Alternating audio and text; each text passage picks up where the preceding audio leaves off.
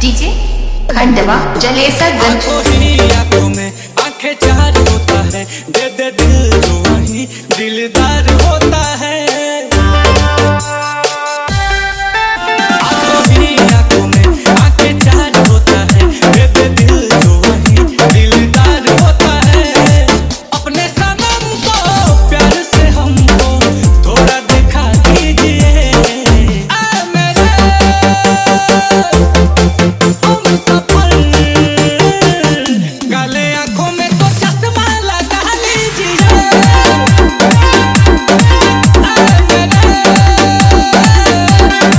हम सफल काले आंखों में तो चश्मा लगा लीजिए।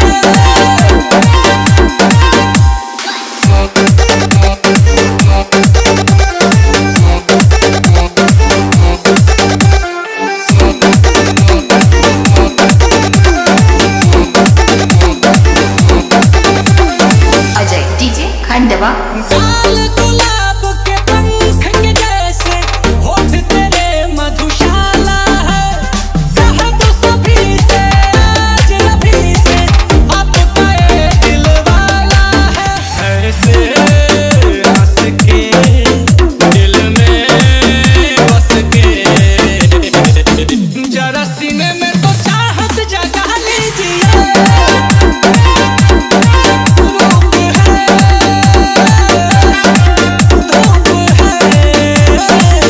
काले आंखों में तो चश्मा लगा लीजिए।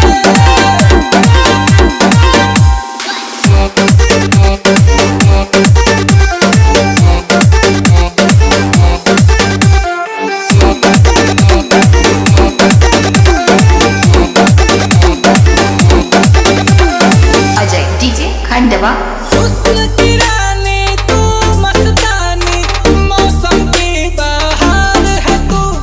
ताजमहल सी कोई गगन सी, नीलकमल की तार है तू।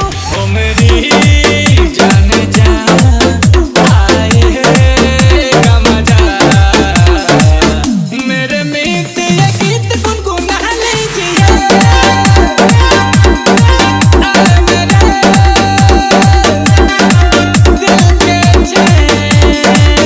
काले आंखों में तो चश्मा लगा लीजिए।